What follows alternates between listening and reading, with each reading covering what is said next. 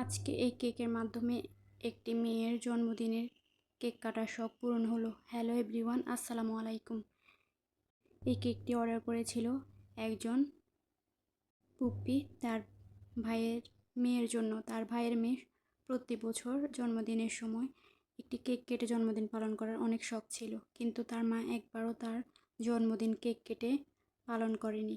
তিনি ভাবেন এটা হচ্ছে গুনাহ, আর তাই এবছর তার ভাইয়ের মেয়ে তার পুপ্পির কাছে আবদার করলো যে এই বছর জন্মদিনে তাকে একটা কেক কিনে দিতে। সে কেক কেটে জন্মদিন পালন করবে, আর তাই তার পুপ্পি এই কেকটা আমার কাছে অর্ডার করলো। কেকটা ছিল ভ্যানিলা ফ্লেভারের 1 পাউন্ড ওজনের একটি কেক। যে কেকটি দেখতে পাচ্ছেন, এই কেকটি অনেকেই দেখছি ট্রাই করছে 1M নজেলের মাধ্যমে, তাই আমিও আজকে এই কেকটি ট্রাই করে ফেললাম।